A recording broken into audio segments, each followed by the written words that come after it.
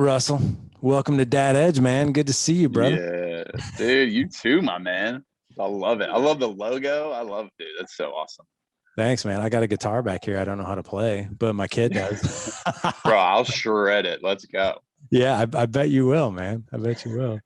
Well, dude, man, I'm seriously pumped to have you on the show. I mean, obviously, we're going to talk about all things man, dad, husband related. But, dude, let's get started with little Russell growing up. Like, what was that like for you?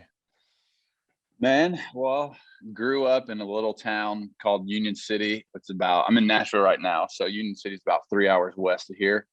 And, just grew up. It's a cornfield and tobacco town, like I talk about in some of my songs, and not a whole lot going on there. So my dad was a music minister at the First Baptist Church there.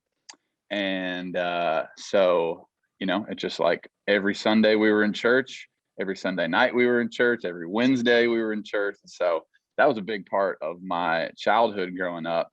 And, even though I was forced, not forced, but, my parents brought me to church every Sunday growing up. It was never like forced. So there wasn't like this big rebellion, like preacher's kid rebellion that a lot of people go through. But yeah, man, it's like, we rode our bikes everywhere around that little town. And I feel like I had an incredible childhood. My parents were amazing. They were always there, always at my baseball games, soccer games, super encouraging in sports and obviously music too. And then we moved to Nashville when I was 10. And so that was fifth grade on. And again, man, just had the best time. Always had great friends, neighborhood friends, and we skated, we rode bikes, we just tore up the town, just like exploring everywhere, paintball, rolling, just your classic American kid growing up, rolling houses and sleepovers. And just, yeah, bro, it was just like, had a great upbringing. I'm super blessed to be able to say that. And yeah, man. I love hearing that, man. Seriously, I've been podcasting, doing this podcast for 6 years, 750 episodes.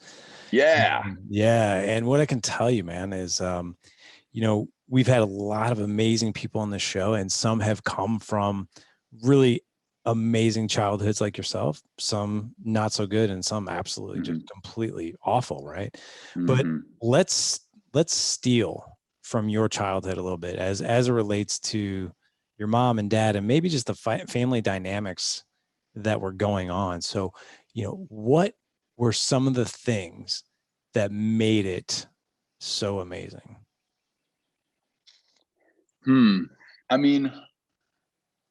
That's a great question. Really, they were there, they were present. I remember them being at all my baseball games. I remember them, really just being present, like sadly, right before we moved, I was like 9-10 years old, and my dad poured this huge concrete slab with a basketball goal on it in our backyard. And like that was like the last year we were there. And it just like, I don't know, like it would freeze over and we'd like ice skate on it. And then it would we had basketball games all the time, just like late night fireflies, and we're just like out there shooting hoops. And that's some of the earlier childhood memory stuff. And I really just think it's them being there and being supportive in sports, being supportive in music. And even as I started choosing music as a profession, they like pushed me towards that. A lot of people are like, you can't make a living playing music and whatever, but they had obviously done that. And so for them to kind of they sat me down. I remember I was in college, and they're like, we think you should be at Belmont University, which is where I graduated from. I was at Middle Tennessee State, and then I dropped out to tour with a guy named Chris Tomlin, and I was like his guitar tech and band, and set up the drums. And I was pretty much just like a roadie, like just grunt work, but I loved it. That's where I fell in love with the road. And so they were like, they're like, we think you should end up at Belmont, which is like 10 times more expensive than where I was. And they were just like, we just feel like, and so I was like, you know what, that sounds amazing. Filled out my application, and next semester I was at Belmont. And so for music, you know, they wanted me to pursue that. And so it's just their presence and their support. That is so cool, man. And you know, and that's something that, you know, we talked about. There's a lot of men, you know, in our community and that do life with us and that kind of thing. And presence, intention, those are words, right? Mm-hmm. But at the same time, you know, it's how do I get, how am I most purposeful with my time with my kids? How am I most present with my time with my kids? And it sounds like you grew up in an environment where that was there. Not even Mm-hmm. just not just there, but it was a foundational element that, man, you felt it growing up. Yeah, for sure I did. And you know, I mean, they were busy too. I mean, I remember having a ton of babysitters, because they would have this church thing, that church thing. My dad he would hustle on the side. He would like direct like sorority and fraternity like choirs. They had this big thing, and so, you know, they were busy. And I remember a lot of babysitters, but you know, it's like that's not like my main memory of childhood. Um, but yeah, man, it's just they're great parents, and I definitely learn from them and their support and their priority of, you know, raising us. That's cool. And then you said so how many siblings growing up? Just one younger sister. Okay. Yeah. And so she danced a lot growing up. She was in dance, and you know, it was a 30-minute drive to and from dance, like I don't even know how many times a week, like 3 or 4 times a week. And you know, there was mom or dad, and I would just be riding along. And yeah, man, they just supported our dreams. That's so cool, man. And what's your relationship with your parents now? I mean, they live in Nashville still, so we're super close, and especially a lot more now that we've had a baby, and also, you know, a year and a half off has been, I mean, we've seen them more in the last, you know, 16 months than we have in the last 6 years, just because we've been so busy. And when we get home from the road, we just like, we need a day or two just to recuperate and rejuvenate and just like not see anybody, because it's like it's 24/7 around people on the road. I'm sure. So, you know, so that was, you know, 6 years of that, hustling and grinding and just recovering. While we're home, we didn't really want to see anybody. But now they're here. We're like, hey, we want to go to dinner tonight. Y'all want to come over? And either my mom or her mom, both our parents, both sets of grandparents live here. So, you know, I feel like we've gotten a lot closer through even through having a baby. Yeah, man, it's amazing like how having your own kids, number one, you start to, like, as a father, you start to reflect on the things that you grew up with and the things you get to give back now and that kind of thing. Mm-hmm. But also, yeah, it's like it's now you're like compadres a little bit. It's like, okay, yeah, now we're both dads. Right. I Yes. see you, I Yeah. feel you, I know what you kind of went through, Mm-hmm. dad, like that kind of thing. That's cool. Yeah. And by the way, I have 4 boys. So if either one of you, whether you're a mother-in-law, Yes. yeah, whether you're in-laws or maybe your parents, if they want to babysit our kids at any time, like Yeah. I would. Where do you live? I live in St. Louis. I'm not far from you. Okay. Okay. Right on, dude. We'll just send them down. I Um, love it. Now, tell us, before we get obviously to your career and all that good stuff. I know you're happily married. You see, you know, just by looking, you know, at your Instagram, that you seem like you truly, man, like you truly and genuinely love and appreciate your wife. Like, Oh yeah, bro. yeah, Yeah, she's like, and anybody who meets her, you just instantly know, like, obviously she's beautiful, she's incredibly gorgeous, but she's such a deep well of knowledge and wisdom. And she's the youngest and only girl of 6 kids. She has 5 older brothers. Yeah, it's nuts. oh, dude, So she has, and so like she has no problem just like, hey, this is how it is. This is, and she, like, we call her Counselor Kaylee, because she'll literally, like, she's not afraid to give you guidance and help you and whatever. She's like, this is what it is. This is what you're doing wrong. This is where blah, blah, blah. This is what I think you should do. That, and like, people are just like, oh my gosh. They're like, we're at a party, any party we're at, we're all hanging out. And it's like, Kaylee is with somebody over in the corner and that person's crying because she's just like speaking life, speaking truth over them and just like rocking their world. And so yeah, I'm like the most blessed man to have her for sure. Yeah. So tell me, how did you guys meet? We met at Belmont. Okay. So she actually is a vocal major as well. She would never tell you. She never tells anybody, but she could sing. And so that's where we met. And we were just, it's such a small group of that major at Belmont, so small that there's probably like a couple hundred kids in that major. And we just kind of, you all kind of know each other. And so we were around each other and like friend groups kind of merged and we're all friends. And we just kind of started hanging out a little more and hanging out more and going around to like we'd go to the flea market, just the two of us, because we just like loved hanging out and talking. And again, Counselor Kaylee, she would help me with, honestly, she would like help me with relationship advice with girls I was talking to then. But then we just kind of like hung out more, hanging out more. And then one night at the graduation party, it wasn't our, it wasn't our graduation, but we were at a graduation party and like we kissed for the first time. And it was just like, uh-oh, like this is real. We're not friends anymore now. Like this is getting real.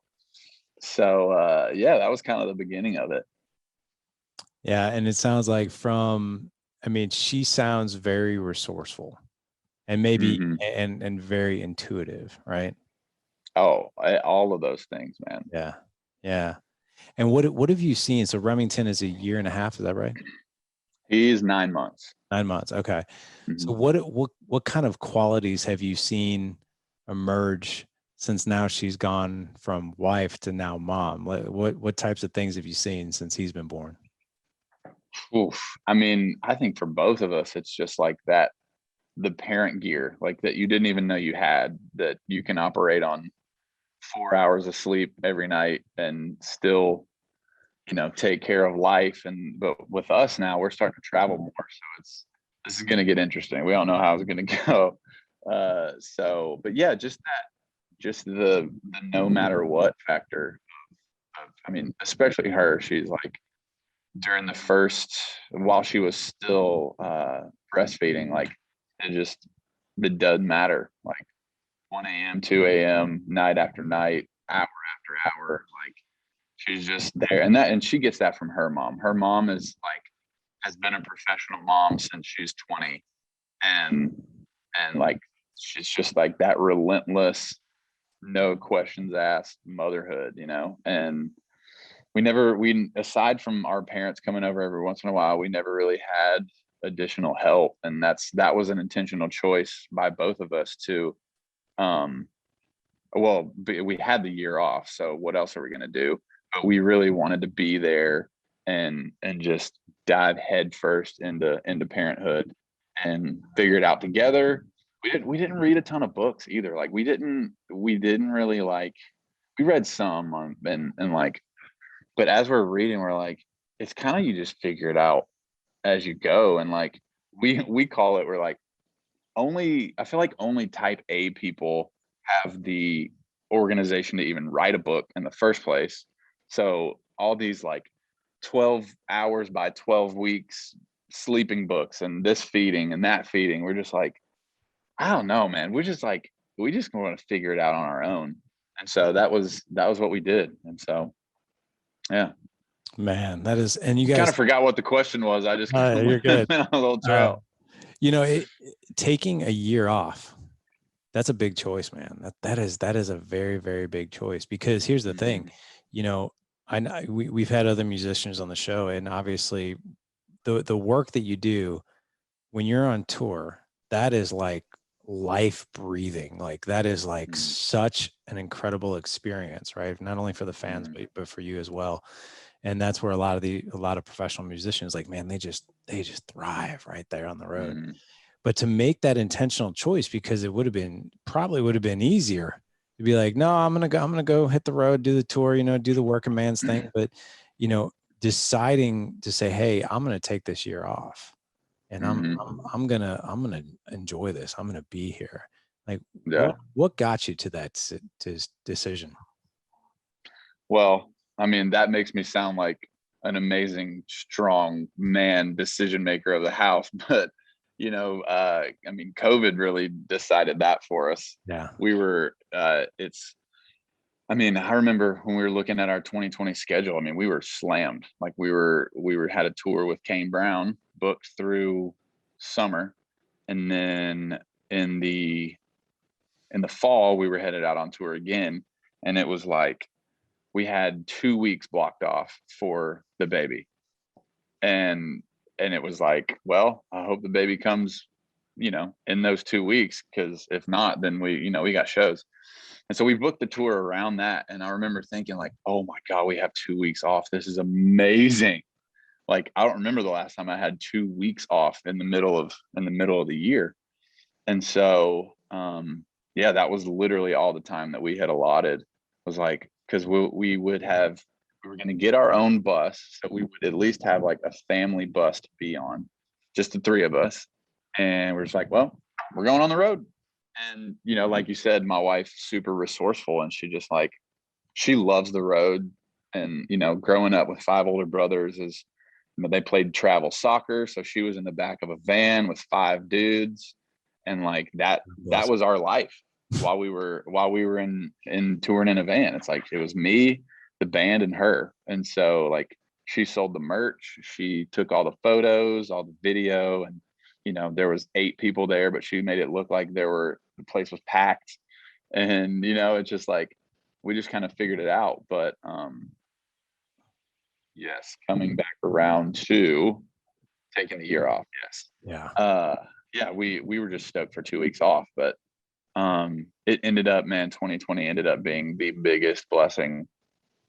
We found out we were pregnant January 1, and it's like, that was like, okay, here we go. And then March, whatever, middle March, we were shut down, and it was like, okay, it's kind of scary. But other than financially, it was the best year of our life, man, and I wouldn't trade it for anything. Yeah, man. What a unexpected blessing, right? Huge. Yeah. Huge. I mean, and you Because couldn't. we wouldn't have taken that time off. Like, I wish I could have said that, like, yeah, you know, like, I definitely, we're just shutting it down for the baby. But it's like, no, man, we gotta go. We're like right, and like hitting bigger than we've ever been, and we got to keep going. And, you know, and that was kind of a worry for me in 2020. It was just like, is my career, we were right here, and then is it like, is 2020 like the downward slope? And but dude, once we got back a few weeks ago, it's like we came back on a bigger level than I could have ever dreamed of. It's nuts. That's cool, man. What were some things that what were some things that emerged for you in that year off, where like, man, the focus is not the tour because that's shut down, but it's my wife, it's Remington. Mm-hmm. Like, what are some things that you really learned in that first year? Man, I mean, that was 100% of my focus, was just Kaylee, preparing for Remington, getting the house ready, getting the nursery ready. And for me, man, I just felt like I had to work on like not striving, because it's like, I love to work, I love to hustle, I love to grind. You know, I pretty much never stop moving, I stop thinking, stop creating. I'm just like always going. And for me, it was, I'm like, I'm not gonna work out. I mean, I exercise, we walked a lot, and like, I'm not like, I'm not gonna be in the best shape of my life. I'm not gonna be on a strict diet. I'm like, I always am. And like, I'm just gonna live, I'm gonna relax, I'm gonna rest, I'm gonna rejuvenate, because in a year from now, I'm gonna be like, dude, I would kill for quarantine right now. I would kill to be in quarantine again. Right. And so really just mentally slowing down and learning how to be present in this crazy time of income basically halted. We were fine, but it just like, that's scary. And learning how to like just not strive and just give every worry to God and not have to think about, okay, well, when are shows going to come back? When are we going to get back to work? When are we going to do this? I need to start writing songs again. I need to get, album 3. I got to, start working about that, thinking about that. And I just had to like, let that go. And once I did, man, it was a beautiful, beautiful time. I just want to make sure the audience like really heard that, every man out there there's a lot of us. I think the majority of us are hard chargers, right? We want to go out, we want to make things happen. It's very hard for us to relax. Sometimes it's very hard for us to even enjoy, the presence of where we're at. And I love the intentional decisions of like, you know what, I'm going to exercise, but I'm not going to go crazy right now. I'm going to be here for my family. I'm not going to worry about these other things right now. And you're right. I mean, as hard as COVID and the pandemic and the quarantines and all that there were a lot of amazing gifts that came out of that, right? People, big time. Yeah, man, we were able to simplify our lives once again.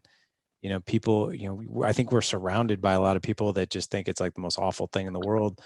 At the same time, I think a lot of people, what we did in 2020 with our 4 boys, and it sounds like you did something very similar, is we made an intentional decision. We asked ourselves, we went through like 40 days of like, I think a pity party of like, is this the end of the world? What, we can't do anything. We can't see anybody.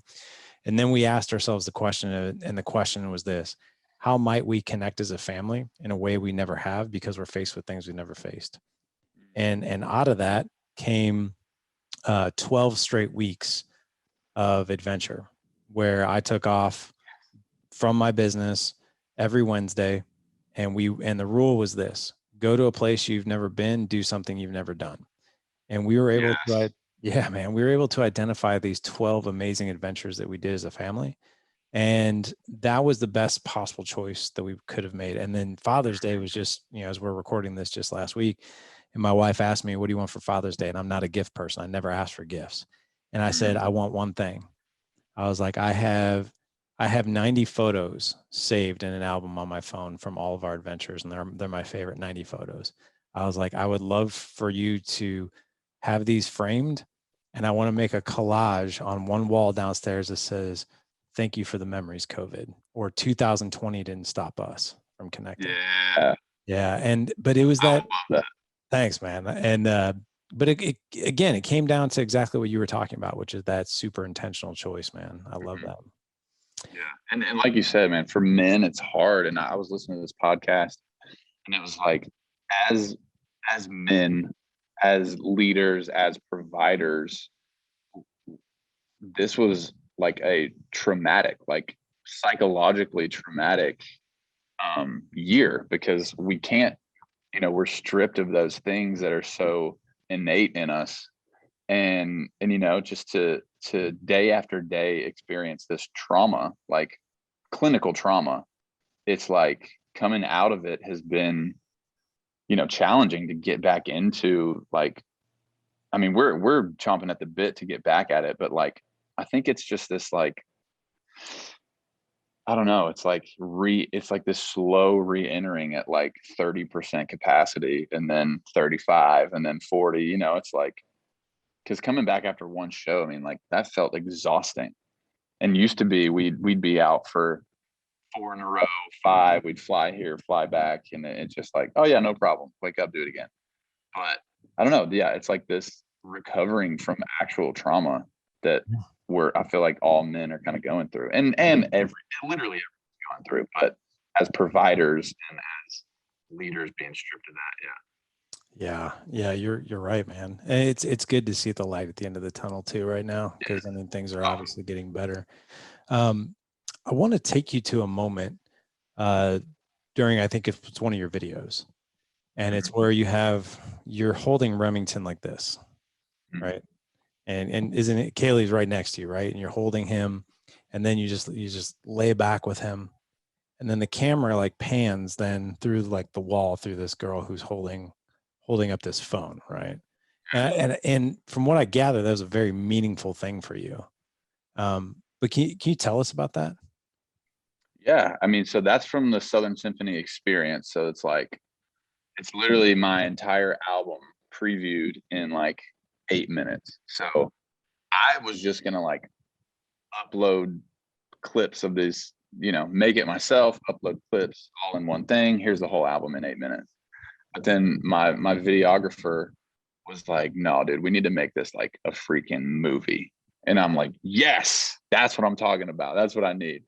So anyways, that we get to that scene, and I wanted each song to be told. I wanted the story of each song to be told through each little clip, and it's like for Home Sweet, that was us checking into a hotel, and that's been our life, for 6 years. And then this is us introducing little Remington into our life. And even in the song, it talks about, obviously home is wherever I'm with you and this and that. And then it's like, it talks about like busted AC hotel rooms, which is symbolic of our life on the road.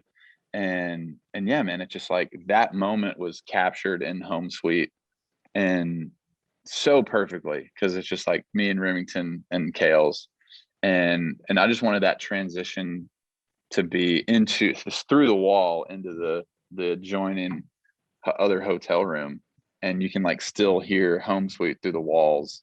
And to me, that's like one of the coolest things I've ever seen. And so yeah, man, it's just like that's our story going on one side of the wall, and then on the other side of the wall is a completely different story of life and a different walk of life on the other side. Yeah. Yeah, I got to tell you, man, when I saw that, there were a couple of things that popped up for me personally. Number one, to see the joy in your face, like Mhm. holding your boy, right? Because, dude, I mean, like, I only just met you now, but like, you can tell through social media, and you can tell even when you talk about him, like just you and I talking face to face right now. Yeah. It is such a meaningful thing for you to be a father, right? And you can see it in your face. You can see it in the way your hands are holding him. And then and then for a boy to have physical affection from his father, from a man, Mhm. that is so freaking important, man. Dude, So yes. important. And a lot of guys, they think that that's not the most masculine thing in the world to do, when it's the actual polar opposite. It's the most masculine thing you can do is be affectionate with your sons, right? Yes. um but the other thing that was so symbolic in that is the joy that you see in Kaylee as she's looking at you holding him like that. Like that's Mhm. another one, because I think that that's it says a lot for a woman when she sees her man enjoy and thrive with her kids, your kids, our Mhm. kids, right? Yeah. But the final thing that I'll say is this: the thing that really hit me, and I don't know if this was purposeful, intentional, or what, but as you lay back with him and that camera pans to the girl on her phone, it was like this strong reminder of like, this is human connection right here, right? Mm. Holding my son. But so many people, for those of you guys watching this on YouTube, our world is here on these Mhm. devices, right? Which this is not the real world. And Yeah, that clip, man, if that's you amazing. oh dude, that clip, if you're a human being, it's such a powerful, powerful clip to watch. Yeah. Yeah, man. Yeah. And you can even tell in the coloring of that is like our shot is golden, it's rich, it's like these deep golden hues and the lighting and everything. And then it goes to the wall and it's just like this blue light Yep. on her Yep. face. You know what I Yeah. mean? And so even in that contrast, I see that even makes it more drastic. Yeah, dude. Yeah. Great observation. Oh, thanks, man. I don't have many gifts, but I am observant. So how about That that? was great. I love it. I got a couple more questions for you as it relates to. So, are you guys having more kids down the road? Absolutely. Oh yeah. I figured you Yeah. said. I figured you said. Yeah. Her parents just had their 15th grandkid. Dang, dude. Yeah. Yeah. Yeah. But my Remington is my parents first. And her parents just had, so her oldest brother of the clan of six, The he six. has 7 kids. Middle brother has 4. the youngest brother has 3 now, and then we have 1. So it's just like, it's when they all get together every year, it's just like absolute chaos, and it's the best thing in the world. Yeah, man. It's my in-laws have 8, and 6 of them are boys. So I can't imagine double that. Put it that way. Yeah. So, amazing. yeah. All right. So I'm gonna put you. Well, before I ask this last question, I'll ask one more. Life lessons, for you to teach Remington as he gets older. What are the things that you want to teach him about life that are most meaningful to you? Man, I mean, the first one that pops to mind is just not worrying about what people think. That was kind of one of the biggest things that I was raised, and not intentionally. Like, I feel like my parents were raised this way. It's an older generation thing of, like, wear this, dress like that, don't do this, be, you just don't stand out, don't whatever. And for me, that's like, absolutely not, especially for what I do now. Is like, I have to stand out. I have to be different. I have to be, no one else can be Russell Dickerson. Only I can be Russell Dickerson. So I am going to be 100% Russell Dickerson. And I want him to understand that he doesn't have to follow, that he can lead as Remington Dickerson, and he has to be 100% Remington Dickerson. I think that I wouldn't say that's like the most valuable, like, crown jewel of our family, but I just, I did, and I do struggle with that a lot, is caring what people think, because the more people that like what I do. Sorry, you there? Yeah, I'm here. Still there? Okay. Yep. The more people that like what I do, the more successful I am. But there has to be this, it has to come from like a genuine place. So I do still struggle with that. And I hope that I can be a great example for him growing up with that. The next thing would probably be just humility. Like, that is going to get you so much further, as I've learned, than pride in any way. And, we're a Christian household, and that's like a huge thing in the Bible is killing your pride, literally killing it, because, it says God opposes the proud, and I don't want God to be on the opposite team of me. I want him to be, I want him to be on my team. I want him to be my QB, throwing me a touchdown bomb every day. You know what I'm saying? And so I think just humility is going to be really a big thing. And it sounds like faith too. Super important. Big time. Oh yeah. That'd be the crown jewel for sure. Yeah. Just trying to be the perfect father, which I never will be, but know that he does have a perfect father. And I think for me is letting him know that is, dude, I will never be the perfect dad. I'm going to let you down. I'm going to screw up. So don't hold that against God when I do screw up. Yeah. Yeah. I always tell I love that you said that. I always tell my boys, I was like, you have a heavenly father that's perfect, and an earthly father that can be a total moron. So there's that. Yes, dude. Yes. But yeah, just to pull the themes out of that, man. So the individuality, that's so important, especially, like Remington and my boys, they're growing up with this, which again, device, they're comparing themselves to what they see on social media, on YouTube, all these things. It's like, well, if I need to be cool, then I need to morph into something more like that. Right. Which is teaching individuality is such a powerful characteristic trait that we can teach our kids. So important.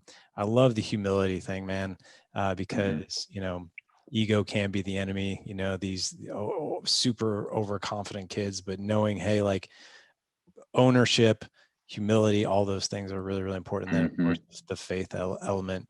I got to tell you, I mean, obviously I'm a little ahead of you as far as ages of kids, but I have a 15-year-old, 13-year-old, 7-year-old, 5-year-old. And my 2 older ones, definitely, they are their own individuals. They tend to be better leaders. They don't necessarily go with the crowd, which I love that. One example of that was my 13-year-old was quote unquote dating this girl who was very, very pretty, like the prettiest girl in class. Like every guy wanted to date her. And I went to lunch with him one day. I showed up to school and I'm sitting there with him and like 5 of his friends at this round table. And this girl's like just staring at him and, winking at him. And they're like, dude, how'd you get her to like you, man? Like, how did you get her to like you? And my son literally said this. He goes, I don't know. I'm just me. Like, I didn't do anything. And he said that he was almost confused by the question, which I really liked. He was like, what do you mean? What did I do? He was like, I just me. I didn't. And he meant it in a way that wasn't like, well, I'm just me, bro. Come on. Right. Yeah, exactly. Which I love that. But yeah, individuality is super cool. That's great. Last question I got for you, man. I want to put you in a future vision situation. And and your answer doesn't have to be perfect or polished or anything. It just is what it is. I want you to imagine for a moment. And how old are you, by the way? 34. 34. Okay. So I want you to imagine your life 30 years from now. So you're 64. Okay. Remington is 30 years old, almost 31. And however many kids that you and your wife have identified, you're probably at that point. But I want you to imagine this for a minute. You and your family are sitting there at dinner. And let's just focus on Remington for right now. Because we have no other kids in the picture. But he just looks at you with a big smile and he holds up his glass, whatever he's drinking, and he cheers, toasts to like, hey, I just want to thank you. I just want to thank you for the amazing. I'm already crying. Hey man, I had Matthew McConaughey on the show. He got really misty eyed when I asked him this question. But anyway, like he holds up his glass and he toasts to you like, hey Dad, thank you so much. Like for just some of the most amazing memories and some of the things that we did together. What is he telling you? Dude. I mean, he's just like, remember the time that we, I don't know, went whitewater rafting and you flew out of the raft, or just like any sort of memories, man, because that's all we're left with. Yep. The older I get, I'm 34 now, and it's like just him remembering the times that I was there and the memories that we had together. And, because I think back on times with me and my dad and my family and, camping trip. Well, me and my dad went camping like once, but, just whatever it is, like to hear, especially my wife's family talk about, Disney World, 8th grade, we were camping at the campsites and, I want him to be just remembering all of the times that I was there for him. And, I never want him to know this. I told Kales if she tells him, but like, I want him to ask me to be his best man. Like I want to be his best friend. You know what I mean? Like that is, I would just, that's the goal. I don't want to be the officiate. I want him to be like, who is my best man? And I want to be like, that's my dad. Dude, now you're gonna make me cry, man. Come on. I know, I'm crying. It's so powerful. Oh my God, man. Yeah, but I want him to decide that. I don't want him to know that at all. Yeah. I love that, man. I love that. Dude, this has been so enjoyable, man. Seriously, just getting. Heck yeah, me too, man. The thing I love about these interviews too is because you see Russell Dickerson, you're a very authentic person, right?